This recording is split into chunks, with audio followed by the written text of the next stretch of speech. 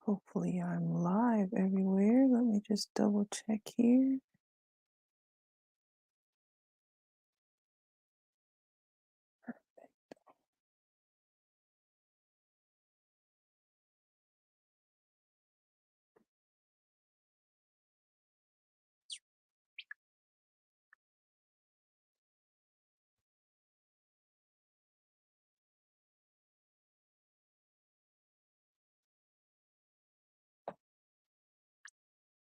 Let me share to my group.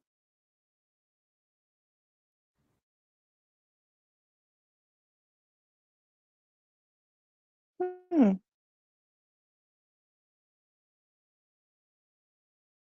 Oh, that's never mind. I'm tripping.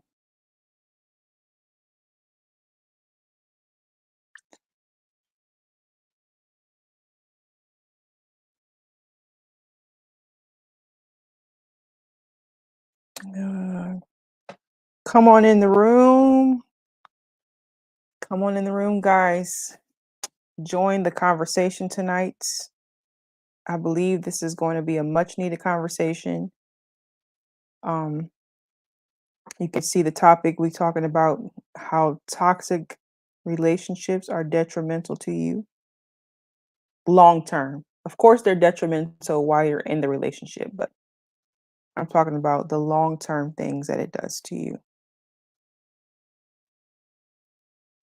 I'm talking about the long. I just want to make sure I can hear myself. Okay. Okay. Okay. Okay.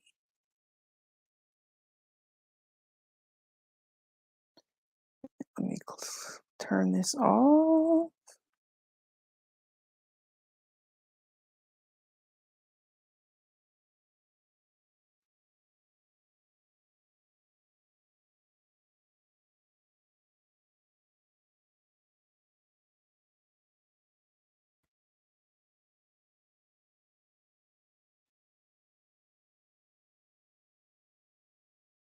See if I set this here.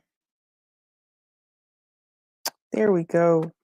Now I can try to be on Instagram and YouTube and Facebook. Okay, guys, I'm in. I'm here. I'm here. Welcome to tonight's conversation. I have not been on Facebook. I've been live, but I haven't been like the professional Amber Nicole. But tonight, I'm getting back to the podcast. I'm getting back to having the podcast discussions because I think they are super important. I mean, I have gotten away from my podcast a little bit, but I want to get back to it. So, welcome in. Tonight we are discussing how detrimental toxic relationships are you. I got 7. How many key points do I have here? I think 7. Yeah. 7 key points of how detrimental toxic relationships are to you. And I really want to discuss this because if you've listened to me long term, then you know that I have endured being in a toxic relationship before. I was in a toxic relationship for 10 years, a domestic violence relationship, actually, not just toxic, it was actually domestic violence. And so I know a lot about how I was thinking during that time, how detrimental it was for me long term, um, how detrimental it would have been for me had I not received the help that I've gotten. So that's why I want to have this discussion because I see a lot of women settling in relationships today, and I want to get to a space. They're honestly, guys, women are on two totally different ends. They're either settling for less than, or I find a lot of the clients that I have are their expectations are just way up here. And I'm just like, come on, sis, you need to come down to where earth is because you got to still be realistic, right? So I'm trying to have a conversation tonight, not trying, I will be having a conversation tonight just about how detrimental toxic relationships are to you.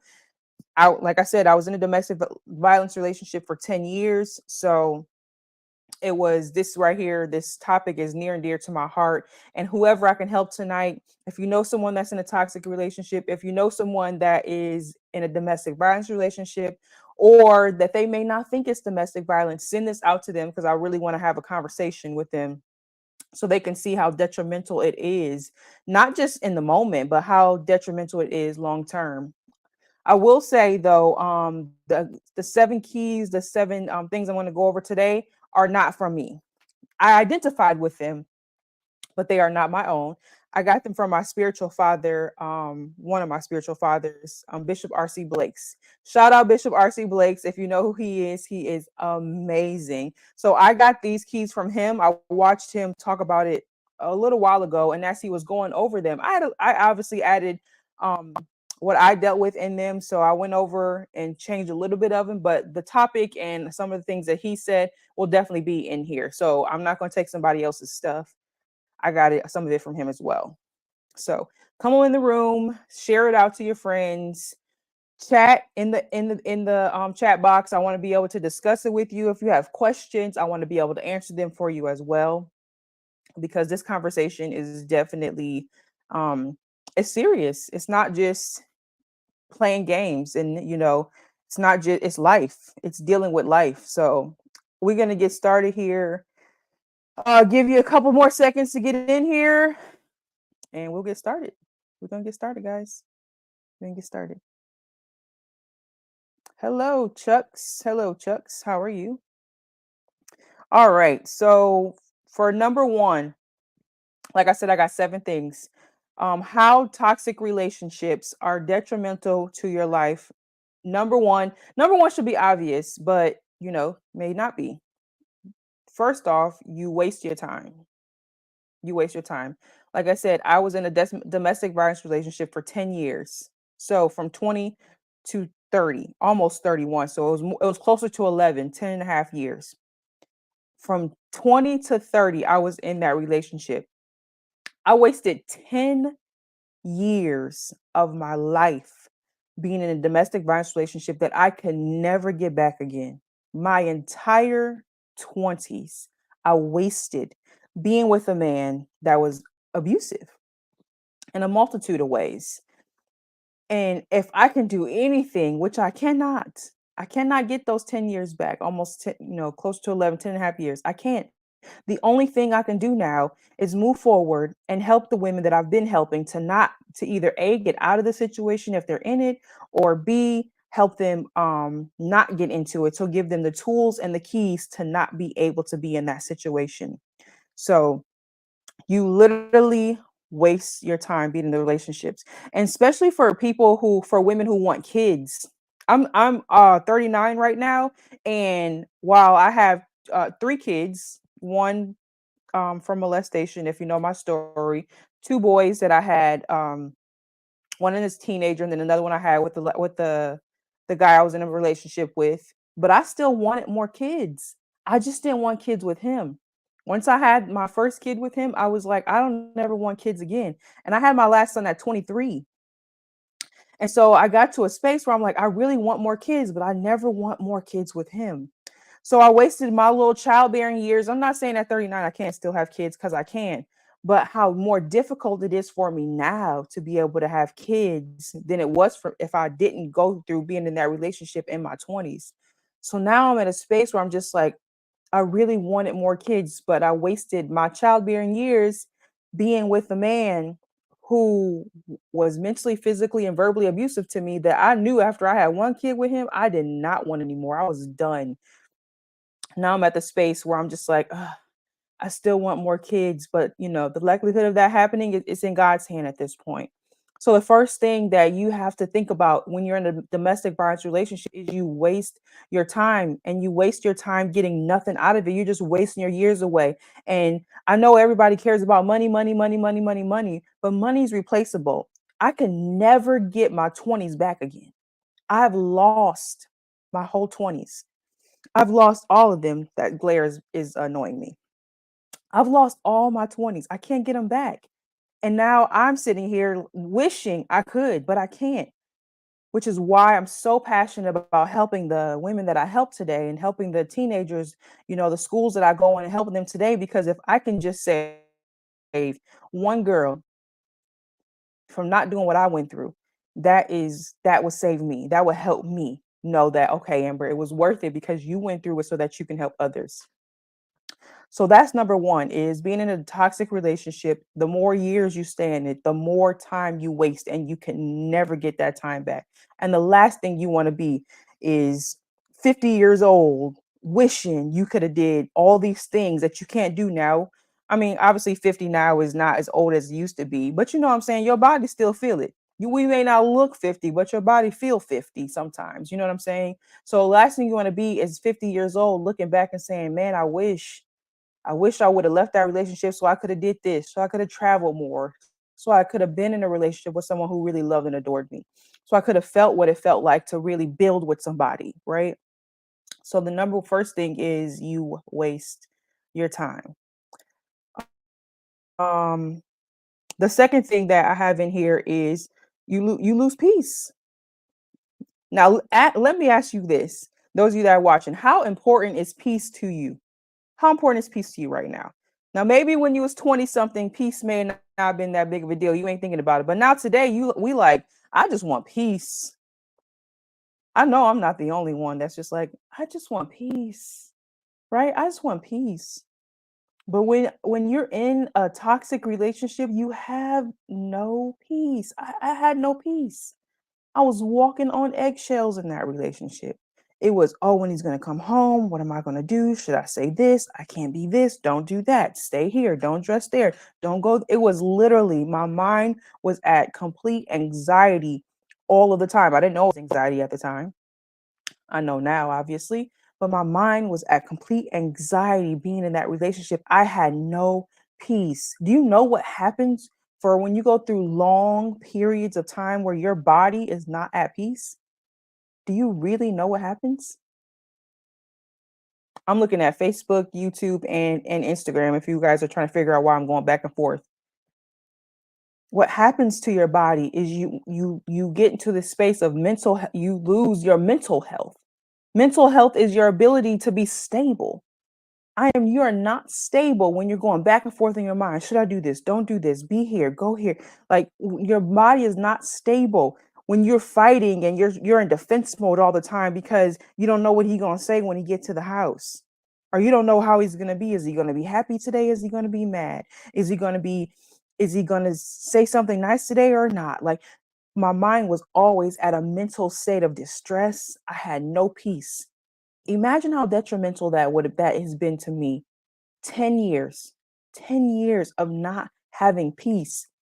And I'm saying 10 years because it was early on in the first year of our relationship where he started being mentally abusive. It wasn't physically yet, but it was mentally abusive. It should have been then where I should have been like, "Oh no, sir. Like I can't do this. I got to go." But I didn't. So it was literally 10 years of my mind not being at peace, not being at rest, anxiety, the mental health issues that I dealt with at that time, the confidence that I lost at that time, right? When you don't have peace, you're not very confident in yourself no more. You just all over the place. And then when you're always thinking about someone else, because I'm always thinking about, well, what does he want? What does he need? How can I make it better? How can I keep the house at a more peaceful space? As much peace as I could possibly have, I was trying my best to be able to get that. But how can you be at peace with someone who thrives in you being anxious? I realize now he thrived in every time he could make me anxious, and it was a power thing because of his own insecurity. But I didn't know that then. I thought it was all about me. If I can make him happy, if I can do the right thing. That is the worst position to be in for so many years, especially as a woman, as much as we value safety. Fellas, shameless plug. If you guys know, if in relationships, if you can make a woman feel safe with you, safe, I can speak to you. I can come to you for things. You won't judge me. I can be vulnerable and open with you, and you don't judge me. That's the best place we could be in a relationship. You get the most love out of us when you can be a safe space for us. And I was in that relationship for 10 years without a safe space. So you lose peace when you are in a relationship that is not good for you, that is toxic, that is detrimental. And honestly, the things that I'm going through right now isn't just for women. I mean, I speak to women, but this isn't just for women, it's for men too. Because men deal with there's toxic women. It ain't just toxic men. I'm just speaking from my perspective. But there's toxic women. There's toxic women that nagging and yelling at you and making you feel like you're not enough and cutting you down. Because women, we got a way with our words. Will cut you down and make you feel the lowest of the lowest of the low. Those toxic women, that's their problem. It's not yours. But when you're men get abused too, right? So number two is peace. You lose peace when you are in a toxic relationship, or a domestic violence relationship, or a relationship that's just not healthy. Peace is number two. Um, Number three, tolerating the toxic relationship. It puts you in a state where you will be emotionally unavailable. So this will be after, more so after. I mean, while you're in the relationship, of course you're emotionally unavailable, because how can you be emotionally available for someone who is toxic towards you? So of course that's how it is when you're in the relationship. But a lot of people who are emotionally unavailable today, it's because they had a toxic relationship that they dealt with. And a lot of times the relationship didn't necessarily have to be um, a romantic relationship. You could have been in a toxic relationship with your parents, where they didn't teach you how to love properly and they was always cold-hearted toward you, so you don't even know how to love. But for sake of the conversation tonight, the toxic relationships we're talking about is romantic relationships, whether it be, you know, the man's toxic or the woman is toxic, right?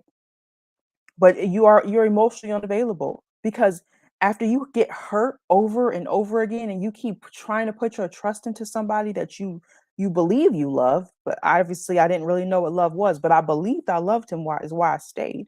When I realized it was lack of love for myself, not necessarily a love for him. But you become emotionally unavailable because you don't want to go in a place anymore where you have to open up your heart again and all right. I'm gonna keep here on Instagram. Um, I want to share a quick story with you. Quick story with you. So I remember the day, the day I finally said, I can't do this anymore. Because everyone has a breaking point. Most people have a breaking point. Some people wait until it's too late, and I hope, I pray that this you send this out to someone so this doesn't happen to them. But everyone does have a breaking point. And so I remember the day where I finally got to my breaking point, where I was just like, I can't shut the door. Where I finally was said to myself, I cannot do this anymore. I'm tapped out. And I'm not going to say specifically what it was, because the reasoning why it was doesn't matter. It was just I was done.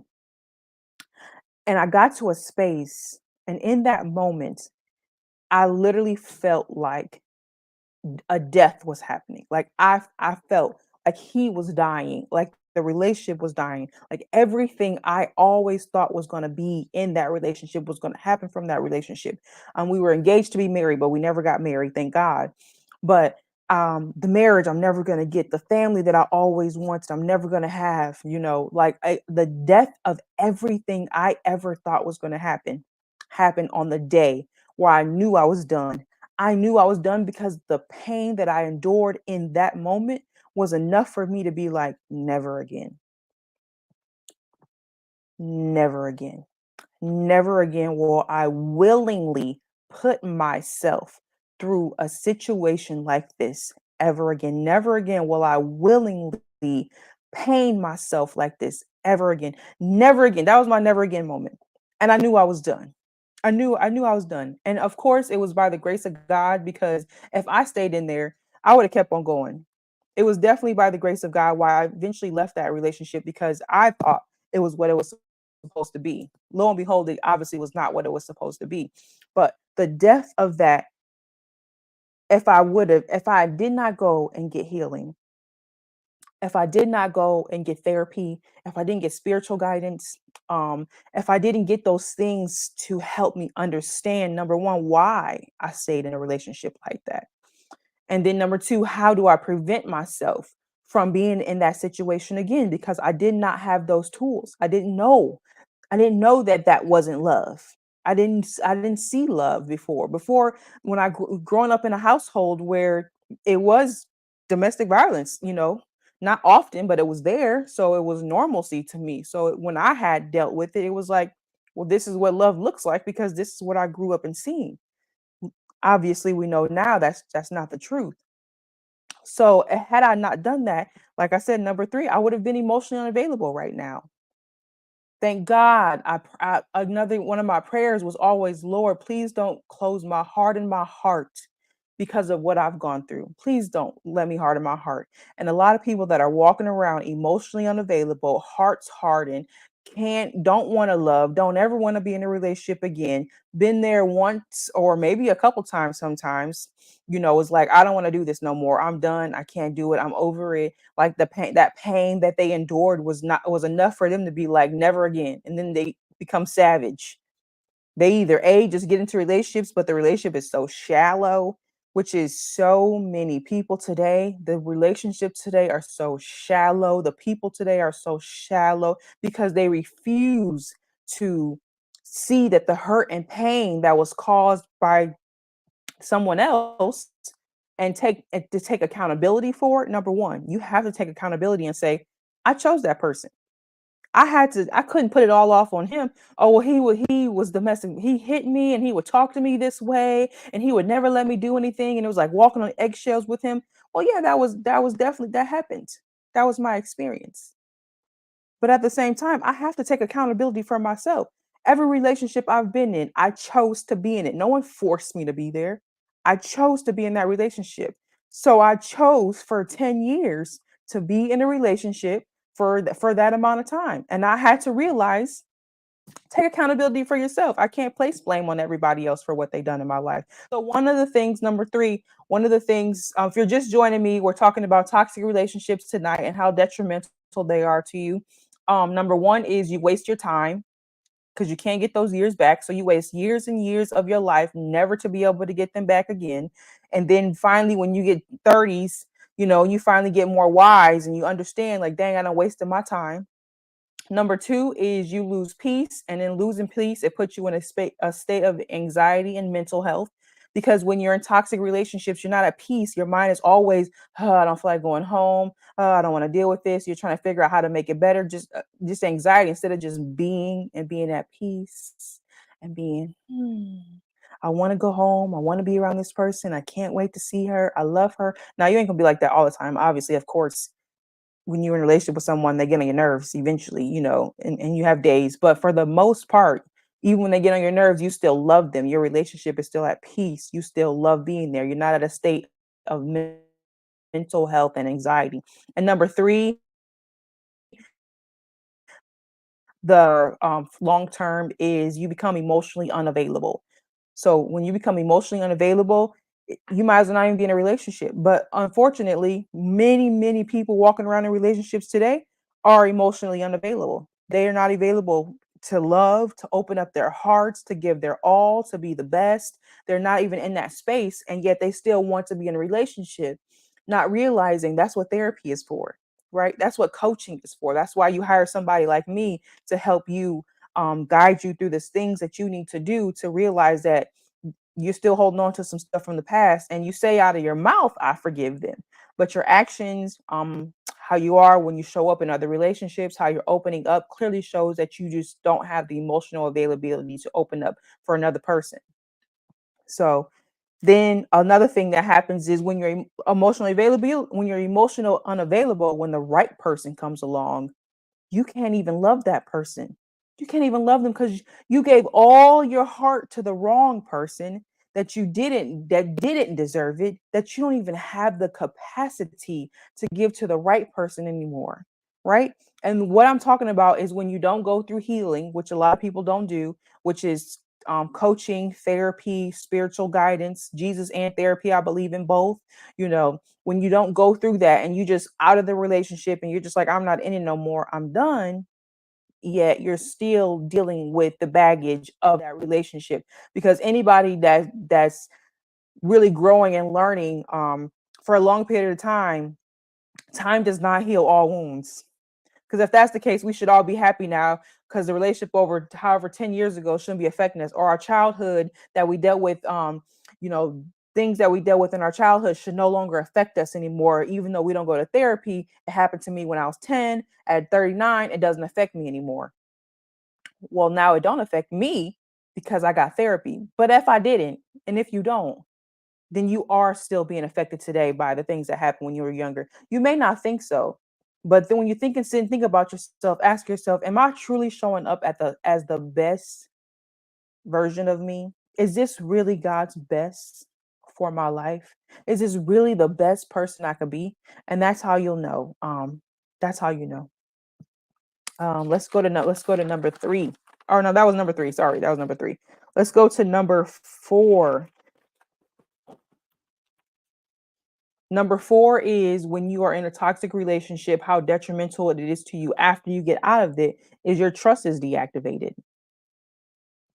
Your trust is deactivated. How many people right now that's listening to me, you've been in a toxic relationship and now you can't trust no more. I don't trust you. I don't trust people. I don't trust because the person I trusted the most that was supposed to love me did not take care of my emotions. They didn't take care of my feelings. They didn't take care of me like they were supposed to. And now I got trust issues. When you go through toxic relationships, your trust is deactivated. You can't be trusted anymore. See, Drea said, me, exactly. You can't trust anymore. It's hard. And then the right person comes along and you looking at them and they might take too long to text you back, or they might say they gonna be somewhere and you in your mind thinking, is they really going there? Are they really gonna be there? Because all of the experiences that you had in your past, now you can't even move on with the next person and they ain't done nothing wrong. They ain't done nothing to you. You just getting to know them and you can't even get to know them properly because now you on guard because you're just like, never again. Like I just said a little bit ago, never again am I gonna let that happen to me. So imagine, imagine just being spending your life having to deal with the things that the after effects of what toxic relationships have done to you. This is what I see the state of relationships are today.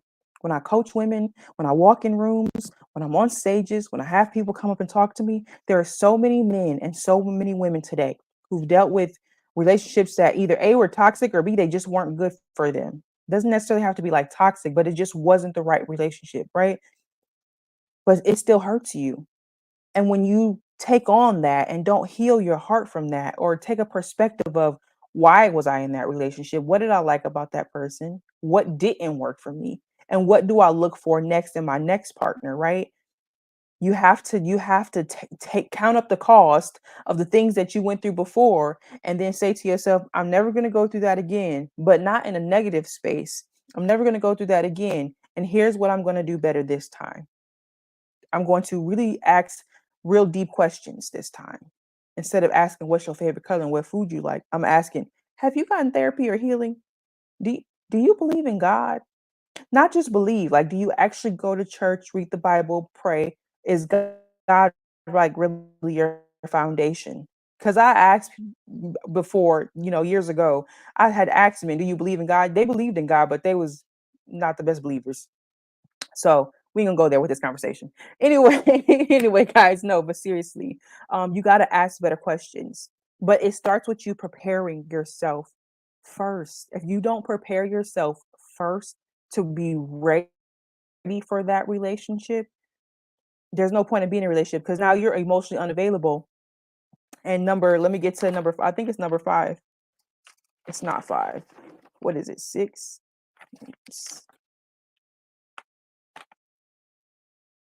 Relationship roles. Okay. It's not a specific number, so I'm just going to say. So what happens is when you don't get the proper healing for toxic relationships, when you don't get the healing from them, you become the toxic person. You become the problem. You become the person that don't trust. You become the person that self-sabotages and starts stuff. You become the person the things that your part that your ex did to you, you become him and you start doing the stuff he did because now it's embedded in you. See, the problem is you people don't really realize how emotionally you become like another person when you spend so much time with them. And now you're the toxic person. A lot of toxic people that are toxic today was once good people. They didn't they wasn't born like that. And they didn't just get like that in the relationship they got, and they got like that over their experiences that they've been through. Everybody experiences life in a different way, and most toxic people have gotten that way because of the experiences they went through, whether it been childhood experiences or whether that been from a relationship.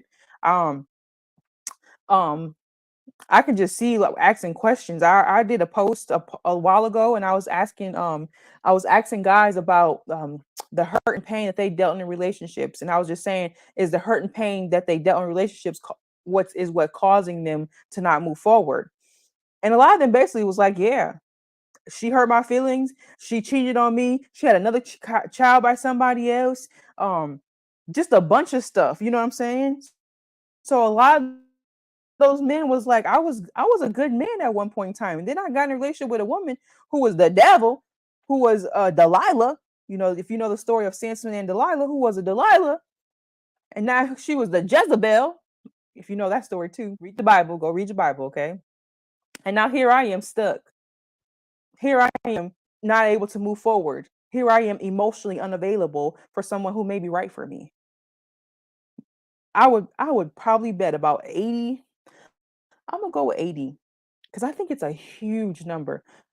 80% of people in the world don't get the proper healing that they need, and they're just going through life just la la la. It's over.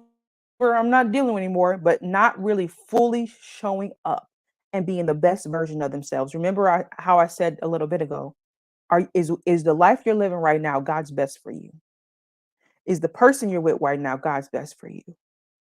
Is how you're moving, how you're thinking, how you're flowing, just every aspect of your life, is it God's best for you? Because if it's not, then that gives you that then you need to sit back and think about how you can switch and change that. And it could be leaving the relationship you're in. It could be getting therapy, getting help. I don't know. But God don't want you to live less than what you're living in. I can definitely tell you that.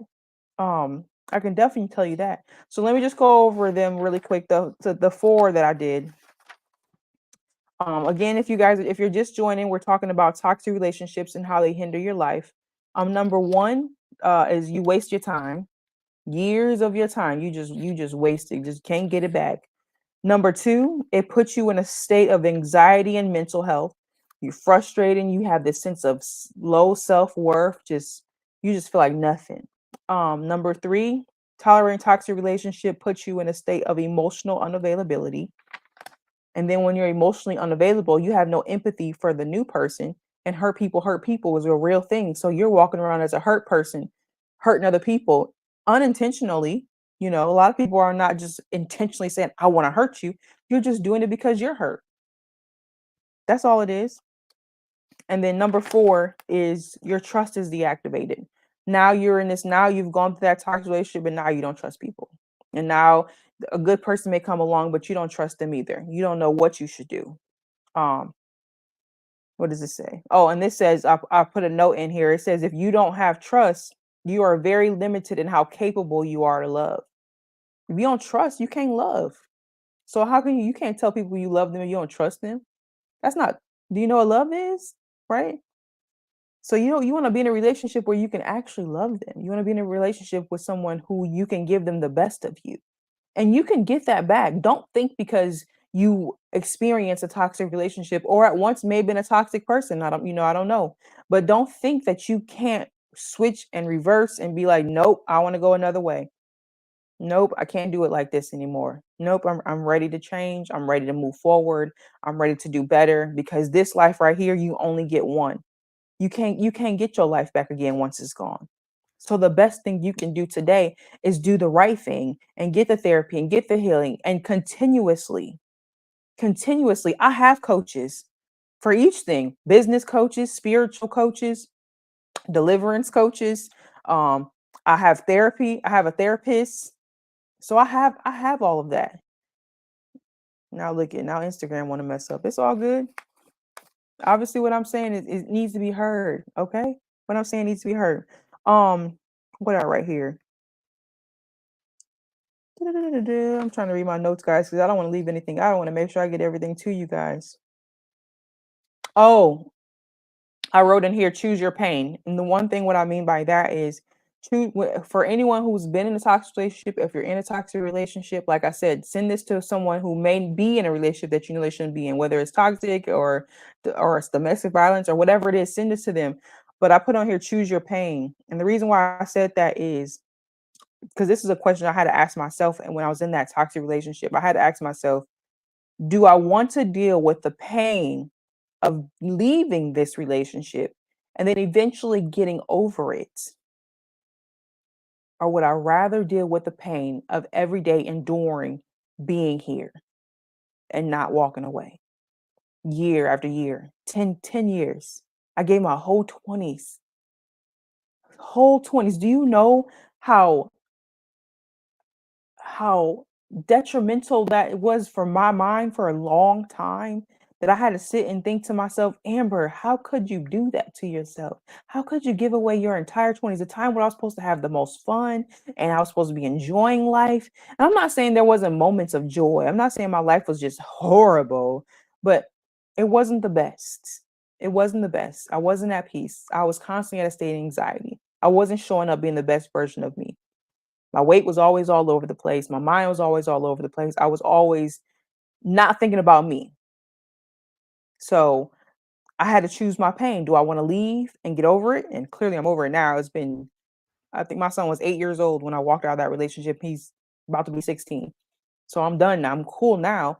But imagine how I would be if I stayed in that relationship. I wouldn't be on this live talking to you right now. I wouldn't have the business that I have with coaching women. I wouldn't have been on the stages I've been on. I wouldn't have wrote any of the books that I wrote. I wouldn't be doing none of the things that I've done because I decided to say, I will deal with the pain of leaving out of this relationship. I can't stay here anymore. I gotta go. And I didn't know that God was gonna set me up for this life. I didn't know that me leaving, I would eventually be sharing my story and helping other people and writing about it and things like that. I had no clue. But if I didn't make that decision, I wouldn't be here right now. It was the best decision of my entire life to finally say, enough is enough. I choose me and I deserve God's best. Let me see what Drea says. She said, I became emotionally disconnected. And even though it hurt to walk away, I couldn't deal with it anymore. Exactly. Exactly, Drea. We all have our breaking point. We can't stay in that anymore. We all have a point where we say, you know what? This isn't working for me. I have to walk away from this. I have to walk away from this.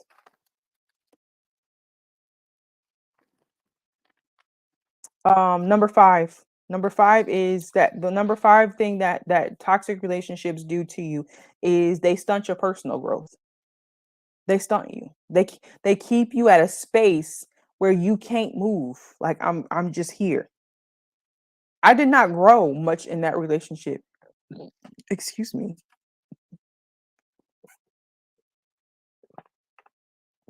I couldn't grow. I can't grow when I'm constantly trying to think about what it is that I need to do right, how to be the best. Um, I was working a lot at that time, so I was working and trying to be the best girlfriend, and that was my mindset, just trying to be the best, trying to be the best mother, of course. But I was at a space where I could not personally grow. I was during my whole entire 20s, I did very little personal growth. I didn't read books for real. And if I did read a book, it was more like those romantic novels or whatever. Nothing that helped me personally grow. I wasn't doing anything to grow myself, to build my confidence, to personally grow, to whatever it is, all the stuff that you do, to grow as a person. Therapy, coaching, all the things, watching YouTube. Was YouTube? I think it was on that back then. Maybe I can't remember. Anyways, but it stunts your growth. When you're in domestic violence and toxic relationship, it stunts your growth. You can't grow in those relationships because if you grow, you grow out of them. Had I took the time to read the books, to get therapy, um, to get some coaching at that time, no way I would have stayed in there for 10 years. No way. I would no way. because I would have finally started seeing myself, and I would have finally been able to correlate and put together, oh, this is why I'm here. This is why I stayed. This is why I'm dealing with this. Oh, it's because when I went through that molestation at 10 and had my first daughter at 12, and then I didn't get the therapy, and then I was constantly looking for someone to love me because I felt like I was worthless because of that situation. So then I got with someone who love bombed me because at the beginning he gave me everything. It's called love bombing. I know that now. He loved bombed me and caught me quick right at the beginning of the relationship. Soon as I was hook, line, sink, he had me. I wasn't going nowhere. And I constantly, every day, try to get back what I lost. Constantly trying to get back what I lost, or not necessarily what I lost. I don't mean to say what I lost. I was constantly trying to get back what he gave me those first 6 months of the relationship. Constantly. Why you did this on Valentine's Day? Why are you not doing this anymore? You took me shopping and we went out to eat and you planned date nights and you did all that. Why are you not doing that no more? Constantly. And then he started, depleting me, saying, you're nothing but a pretty face. That was his favorite thing. I still remember those things. You're nothing but a pretty face. As if my mind I had no brain. I just had a pretty face. Right. And at some point I started believing that. Thank God I'm out that. But had I did the personal growth, had I done that, I would have grew out of the relationship. I would have grew out of the relationship. And unfortunately, a lot of people, you don't understand that when you're in relationships or when you're in situations that aren't good for you, you can't grow in them. There's no growth. Unless you two growing together, there is no growth. And nothing stays the same forever. So either I'm sitting there and I'm slowly depleting, because that's what was happening. My confidence was depleting. My self-worth was depleting. It wasn't staying the same. I was getting worse and worse and worse. As the years go on, I was getting worse and worse and worse. And so I finally said to myself, I gotta go, right? I gotta go. So one of the things that hinders you in those relationships is your personal growth. You can't grow personally, right? Let me read my notes here. Let me see what I got to say. Let me see what I got to say. Let me see what I wrote down. Um, It says you get into here's what I wrote down. It says you got into a toxic relationship because there was something missing in me.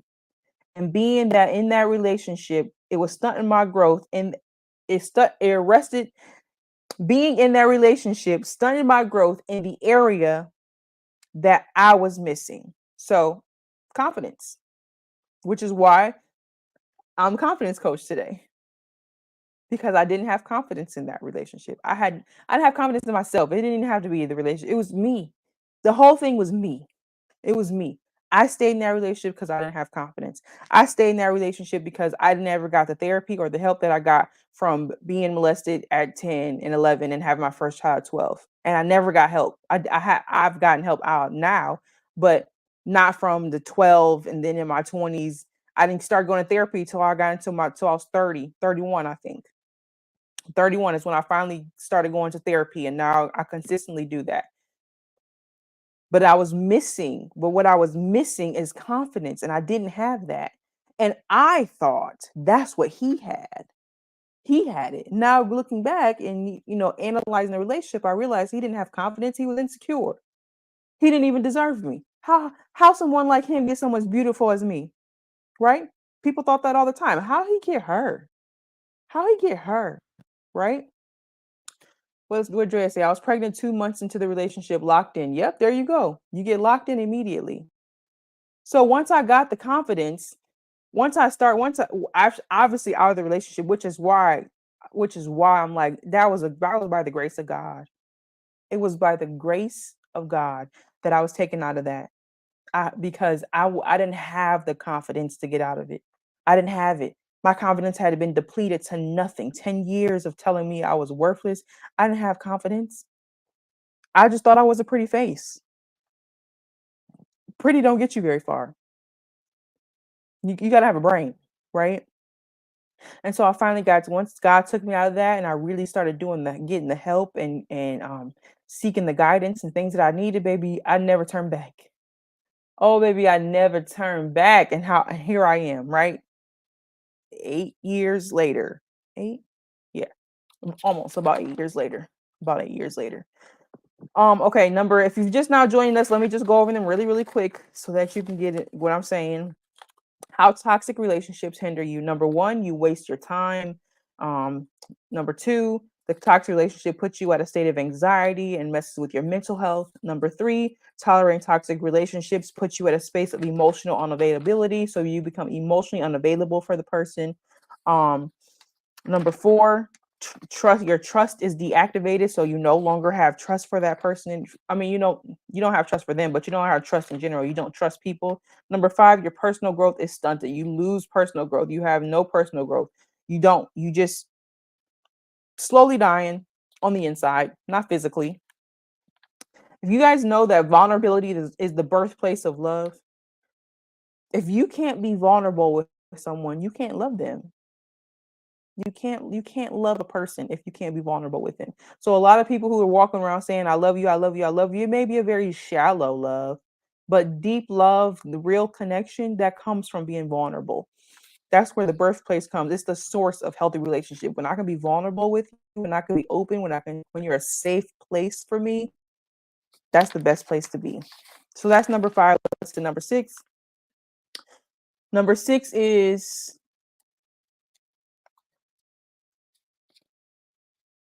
um actually I kind of did number six already with the mental health. Number six is toxic relationships rules, robs you of sanity, leads you to paranoia, dysfunction. Um, let's just go to number seven. Let's go to number seven. Number seven, you lose your spiritual connection to God. When you are in a toxic relationship, you lose your spiritual connection to God. The more you tolerate a toxic person, the more and further away you move from God. And let me tell you why. A lot of times when you are dealing with a toxic person, especially when you're having sex with them, you get a soul tie. And I don't know if you guys know what soul ties is. Some people, they may not believe in soul ties, but soul ties is something, is basically where your soul is tied to the other person, where now we're bound together, and the things that's on him, his anxiety, his insecurity, and his lack of peace, whatever it is tormenting him, now it's on me, because as we have sex and he's entering into me, now this is happening. I know this is a little deep for some of you guys, but now you have a soul tie with someone, and then his demons, you start fighting, you start having, which means the more you stay with him, the more you disconnect from God, because clearly he's able to be in that state because he doesn't have God in his life, right? Or she doesn't have God in her life. Again, this could be for women too, which is why I'm very big on making what do you say? Oxytocins have been released that causes that too. Yep, true. True. Which is why I'm so big on when you before you decide, all these people that's just out here randomly, this is side note, randomly sleeping with men and women, and y'all just think, oh, it's just, we just hook up friends and we just hook up buddies, and you got a bunch of hookup buddies. Now you wondering why you tormenting, and you wondering why you got lack of peace, why you can't get things right, why you used to be focused and now you distracted, and why you all over the place, because you got all these soul ties dealing with these people. Obviously, the longer you deal with one person is better, but still, if that person isn't healthy for you, then it's worse, right? So, i.e., whoever watching this, make sure whoever you sleeping with is someone that's healthy, that's safe, that believe in God with you, that you guys can have God as a foundation so you can walk this life out properly. Because the last thing you want to be is walking around crazy and mental health all over the place because you got soul ties from somebody because you just want a little piece of something, feel good for a little bit. Ain't no soul tie worth that, baby. Ain't not for me. I'm good. I'm good. Which is why the Bible not pushes, but which is why marriage is very, very important. Which is why when God puts two people together and when you guys decide to get married and then have sex, then it's the best ever, right? At least I heard. I ain't never been married. At least I heard.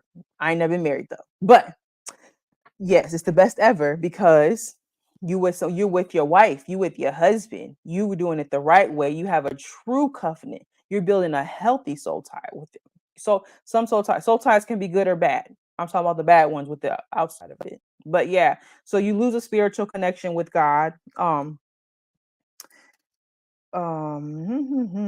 like I said before, when I said ask Samson, ask Delilah, because that's basically what happened. Remember if you read the Bible with Samson and Delilah, he was just so connected to her, and she was so toxic for him, and she was back talking and saying all these things because she was trying to kill him and everything. And meanwhile, he don't know because he's so connected and obsessed with her. That's a soul tie. How you so connected to somebody that ain't good for you? That's a soul tie. Then eventually what happens? Cuts his hair, takes all his power, and boom, he gone. All because he wanted some, all because he didn't have the confidence, or didn't, she had the spirit that she had was not good for him. Toxic relationships will kill you, literally. Not, I mean, obviously not physically kill you, but the inside of you, your heart. So you lose spiritual connection when you are in a toxic relationship. You lose it, you lose it. And if your relationship with God is something that's important to you, then you want to make sure you keep that solid, you keep that foundation. I never want to live outside of God. I wouldn't have nothing I have right now if he wasn't my savior, and he wasn't my foundation. And I wasn't going to him every day. What should I do here and how should I move? And he was, ordering my steps. Never want to be outside of God ever again, because how can I be outside of my creator? Right? I didn't get on here to preach, but I'm just saying, how can I be outside of the person who created me? He's my creator. I'm gonna be outside of you. I'm not gonna come to you, right? Right. So everyone who's dealing with like toxic relationships and who's endured them and has not received the help, I ask you now today to get the help, to heal from that thing. Because when you do not want to be found, you do not want to live a life where you can never love again, or your love is so shallow, right? You don't want to be in a relationship where you can't give the best of you because of what you endured in other relationships. You never want to be at a state where you can't walk and be the fullest you, everything God called you to be. Everybody that's been in a toxic relationship has not got the healing, that becomes emotionally unavailable. They ain't walking in the fullest of themselves. It's a partial version of you. I can't do this. I can't love. I can't give this. I can't trust people. You're walking in the lesser version of you. You're not helping. You're not helping them. You helping. You're not helping. You're not hurting them. You're hurting you. You're hurting yourself when you can't show up. You hurting yourself when you can't love properly. You hurting yourself when you can't really be in the fullest of who you are. You're not hurting them. And who wants to deal with that? I asked a client of mine the other day, because she was just saying how she was having a hard time with trusting and rebuilding trust for men, and really being vulnerable and open. And I asked her, do you want to live the rest of your life living in a lack love, where I kind of love them a little bit and it's just enough, it's okay? Is that really the life you want to live? You want to spend your life with a man where you can't show up and be the fullest woman that God called you to be, be the most nurturing, the most feminine, the most just everything that God called you to be? You don't want to be that? I had to ask her that. Like, think about that. Think about how you're showing up. Are you showing up in the best version of you? Are you showing up in the way God called you to be? Are you showing up loving the way God called you to love? Why do you want to live a life less than? Why would you choose that for yourself? Because I always, when I talk to my clients, I say to them, you realize the way you living is a choice, right? Life ain't just happening to you. It's a choice. I'm choosing not to get help. I'm choosing not to get therapy. I'm choosing not to get a coach. I'm choosing not to read books. I'm choosing not to go to church. I'm choosing not to read the Bible. It is a choice that you are making constantly. And the constant choice that you are choosing to not get help, to not move forward, to not get someone to walk along with you during that healing journey, because it hurts too bad to keep revisiting those things. But how detrimental is it for you today? How detrimental is it for you today? Again, like I said, imagine if I stayed in that relationship for 10 years, or if I left the relationship, but I didn't get the healing that I deserved. Ain't no way I can be on here talking to you right now. I would definitely not be on here trying to share my story and tell my business because most people that's been in domestic violence or has been molested or has dealt with anything like that, I'm not telling my business. What you need to know my business for? Because they don't realize how important sharing your story is going to help somebody else. I've overcame so that I can help somebody else overcome, right? This wasn't just about me. It's bigger than me at this point. I've endured the pain and I've healed from the pain. And I sit back and see other people in pain. And I do everything I can to make sure that they don't have to keep in that pain. But it's a choice. If you don't get help and you're not getting constant therapy, because right now I'm at a space where I feel like you're always healing. I don't feel like you're ever at this space where I'm 100% healed from everything. Because no, I'll be healed from something and then I'll get triggered by something. And I'll realize, oh, dang, okay, that's still something there, and then I'll, get help for it.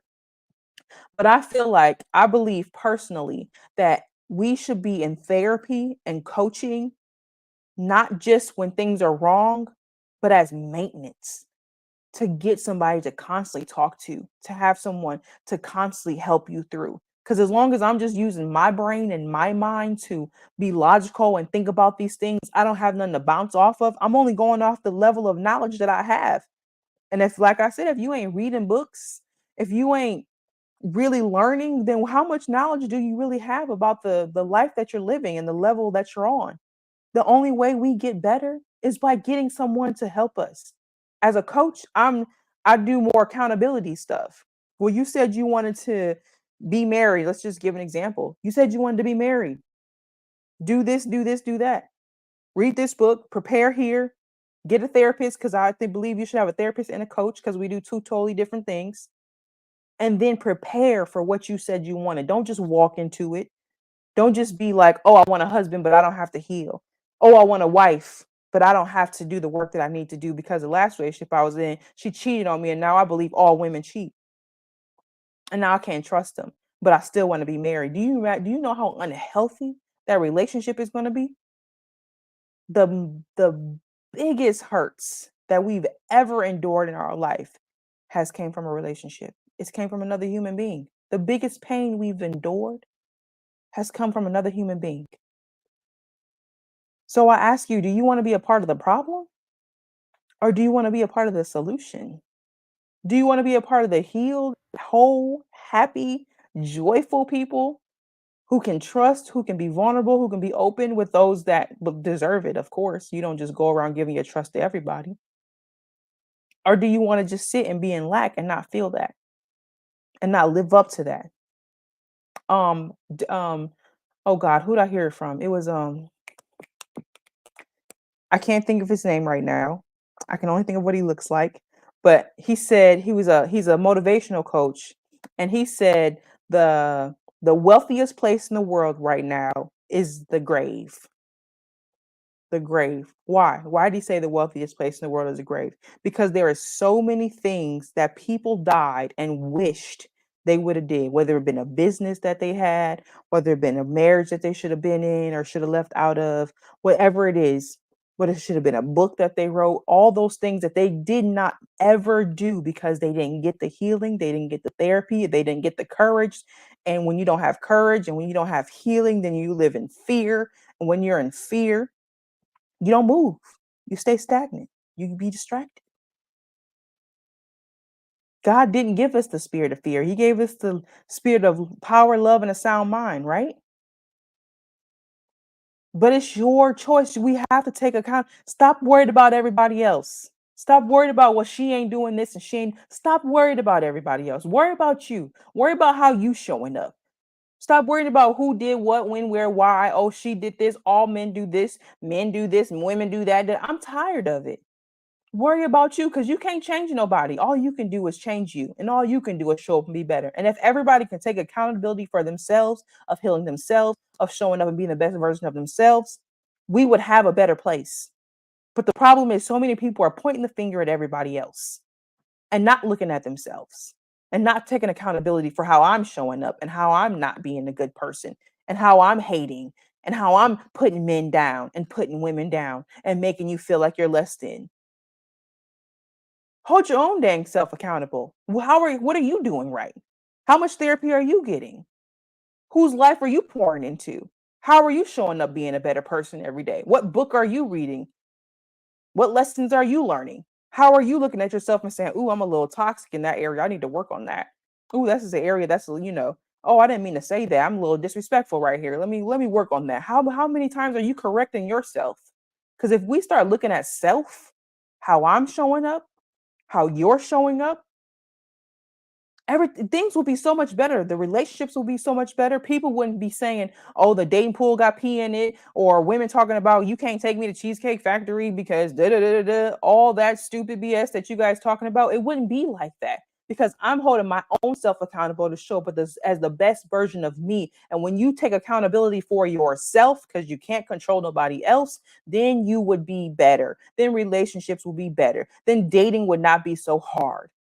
But it starts with you. It doesn't start with trying to figure out who's the best man.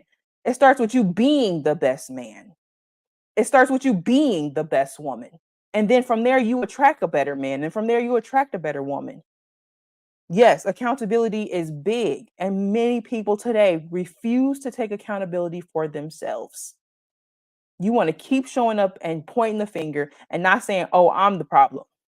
I need to change." Everybody got something that they need to change. Even me. I don't care how much therapy I go through. There is times where I get sassy. I might cuss a person out. Listen, I'm just being honest. Cause I'm still me. I'm still me. You guys don't know where I grew up at. I mean, it was a small town, but it was ghetto. So that little hood girl, she's still here. She ain't just flew off No, I'm still here. So there are still moments of me where I will go off. And I'll be like, "Oh, shoot, I didn't mean to, my bad." Little small town girl, Rock Island, Illinois, grew up in 14th Street. Listen, you guys don't know me, but that it's in me. But I mean, I guess that's why I attract the people I attract because I can be professional, of course, but I have that side where I'm like, I understand. I've been there. Yeah, you're right. I've been there. I'm just saying, y'all have to take accountability for yourself and stop blaming everybody else for why you're going through whatever it is you're going through and take accountability. Why relationships suck right now? Because people don't want to stand up and do the right thing. That's why.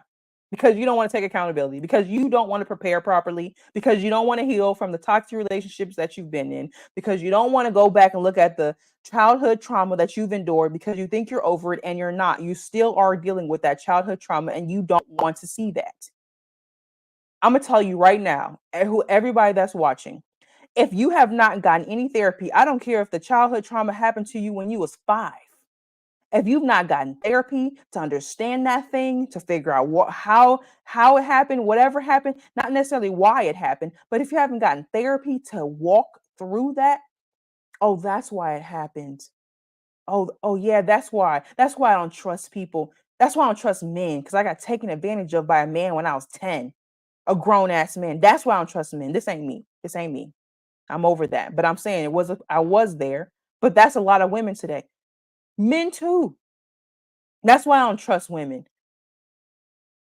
Because my mom was so controlling over me all the time. Now I don't want to be controlled. I'm not letting no woman control me.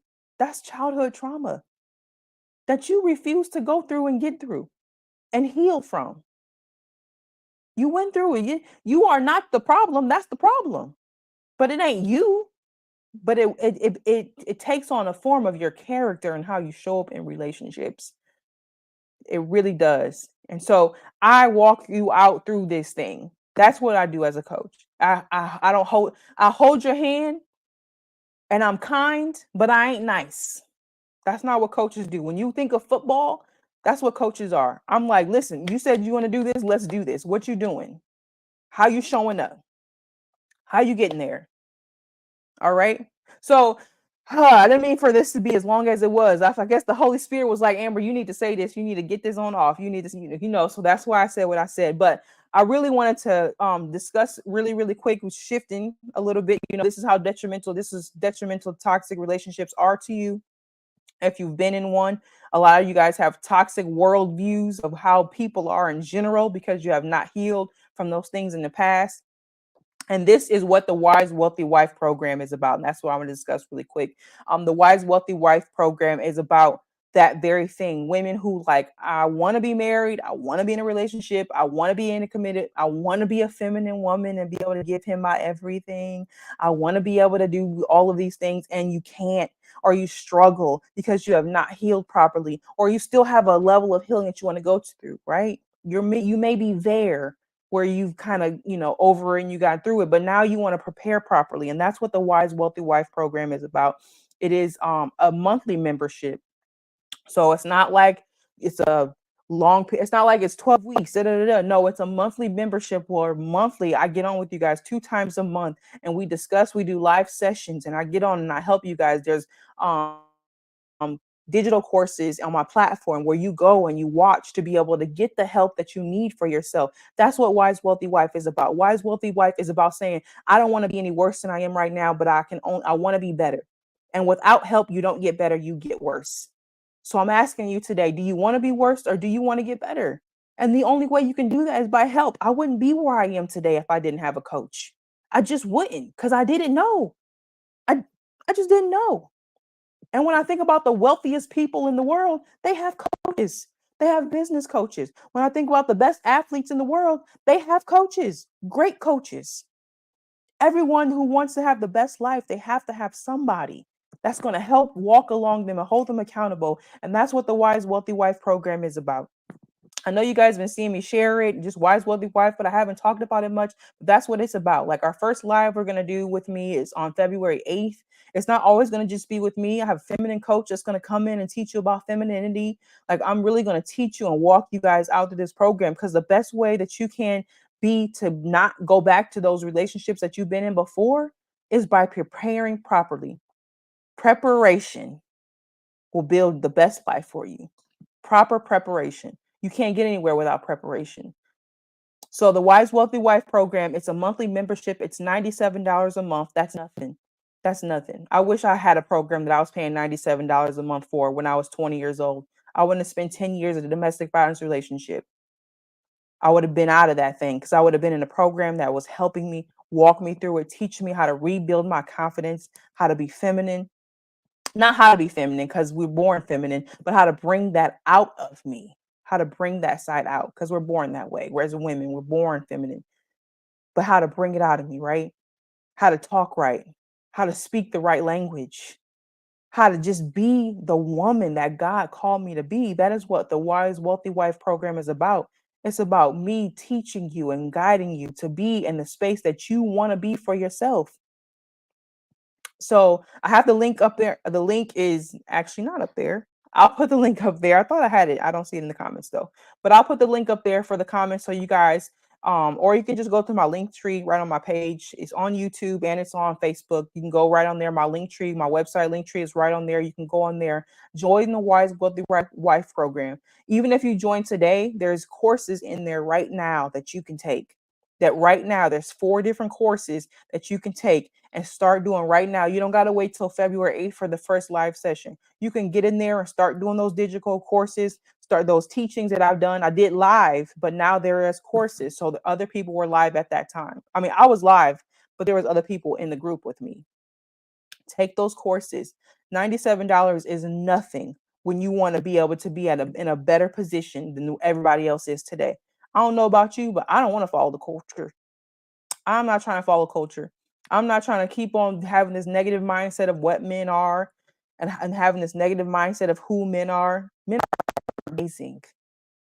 They are amazing. And there are some amazing men out here. They are not what all you I know you guys hear a lot of negativity about them, but I have came across some of the best men that I would have not came across had I not gotten the help and gotten to a space where I could see them for who they are. And fellas, for the fellas that's watching, to you, if you're single, there are some amazing women in the world. Every woman ain't like the toxic woman that you was with. Every woman don't yell at you and nag and all that stuff that you guys be thinking. There are some amazing God-fearing women out here that's ready to love your socks off. Okay, listen. But you have to properly prepare. So join the Wise Wealthy Wife program. Not pay the $97 monthly, $97. Pay that.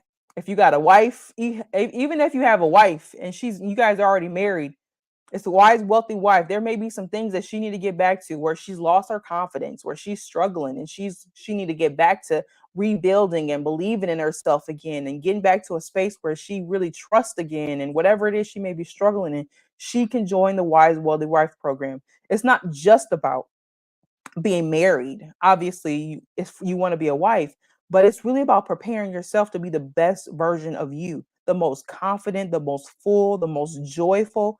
I pray that I'm the most joyful woman when I walk in the room.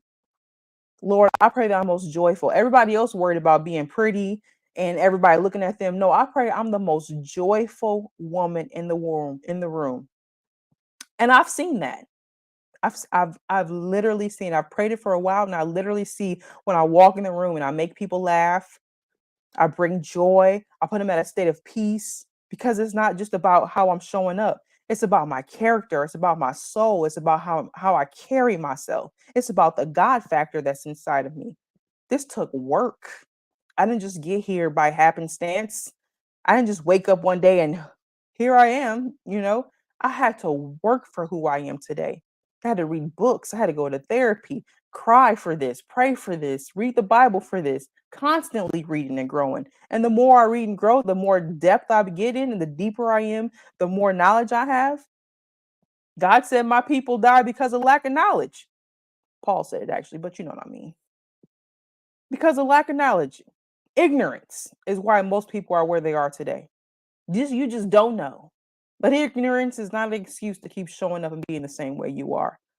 So if you're really ready to say, you know what, I don't want to follow the culture. I don't want to be a part of those women who's talking about the Cheesecake Factory is not a good place to eat.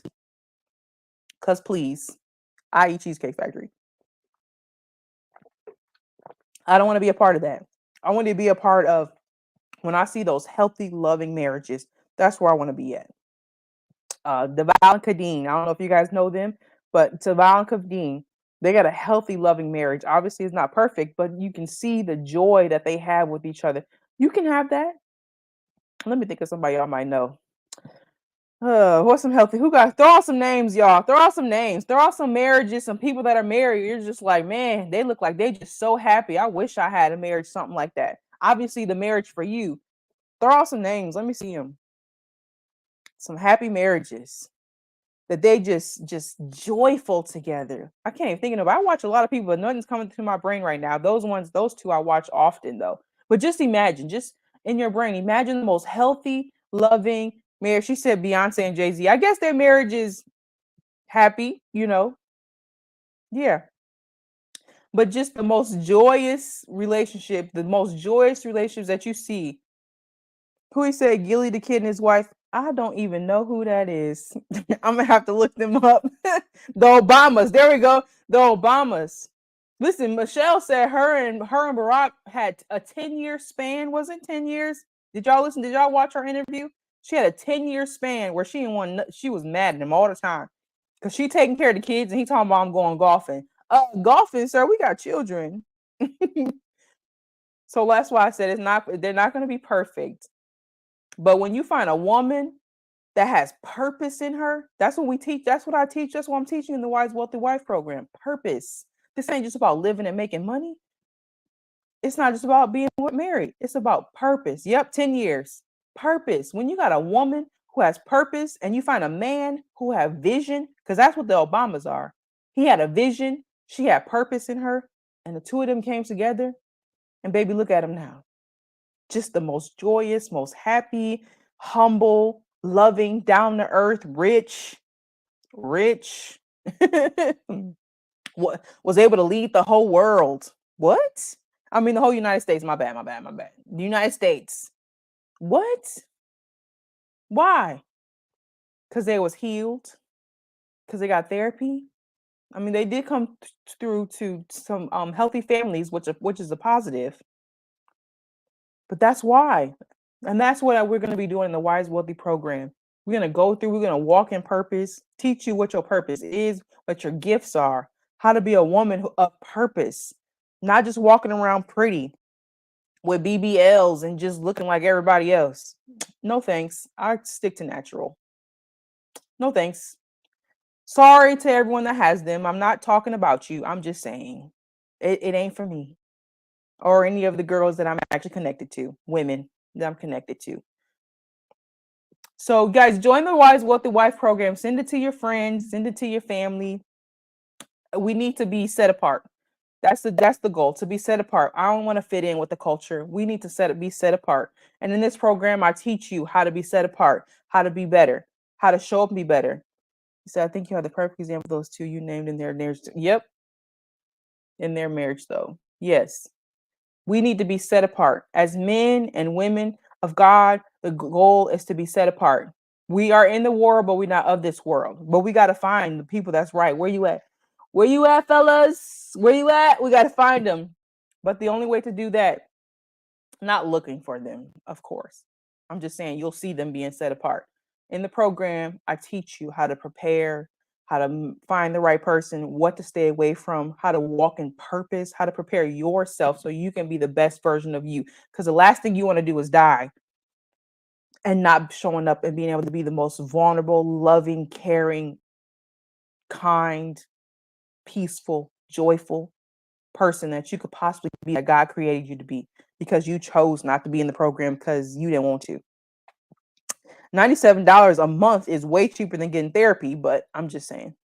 You still want to go to therapy. Therapy and coaching is both important. I'm just saying, if you want to get started, at least get started. Invest in $97 a month. It's nothing compared to what I'm going to give you, because I'm always going to overgive you. I gave you a lot on this and it's free. You didn't have to pay me nothing. I just got on and teach, right? So imagine what you'll get when you're actually inside of the program and actually paying the $97 a month. You get so much more. Tell your girlfriends, tell your friends, like, let's get on. Let's do the Wise Wealthy Wife program with Coach Amber Nicole, because she gave a whole lot of free game. Yep, that's right, Landon. She gave a whole lot of free game. Imagine what she's gonna be giving when you pay for it. And again, like I said, you can sign up now. The first live that I'm going is February 8th. But as soon as you sign up now, you have access to the school. So it's an academy, it's a school. There's courses in there that you can take right now, that you can watch and you can start learning immediately. You don't have to wait till February 8th. You pay the $97 right now and you start learning right now. I feel like that's the best, that's the cheapest that you could possibly get to grow and learn and to be the best version of yourself. I don't think, how much cheaper do you want it? Because none of the coaches I went and got to was free. I had to pay. My business coach, that was $6,000. I had to pay 6 grand. I'm not trying to throw out numbers. I'm just saying, when you really believe in yourself, you invest in yourself. When you really want to be the best, you invest in yourself. I mean, I invest in lipstick, I invest in getting my nails done, I invest in clothes, I invest in my outside appearance. You should also want to invest in inside too, because that's just as important. It's just as important. And this is for everybody, man or woman. It's okay to, look good, of course, but you want to make sure you take care of yourself too. Yeah, $97 a month. That's nothing. For the digital course that I have, and when you go in there, it's already 20 hours of courses that I have in there already, plus the live sessions that you're going to have with me, plus the other coaches that I'm going to bring in that you'll be able to have live sessions with as well. And we'll be on Zoom calls, so you'll be able to ask questions during the lives. It won't just be talking. We'll be able to see each other on Zoom, and it don't matter where you at, because Zoom is all over the world. So if you in Nigeria, wherever you are in the world, don't matter. You can sign up for the Wise Wealthy Wife program, Canada. All right. So guys, it's 9:20. I didn't know I was going to be on here this long. It's an hour and 20 minutes. It's all good. Thank you guys. Join the Wise Wealthy Wife program. Share it with your friends. Let them know about it. Go to my YouTube. Go to my Facebook page.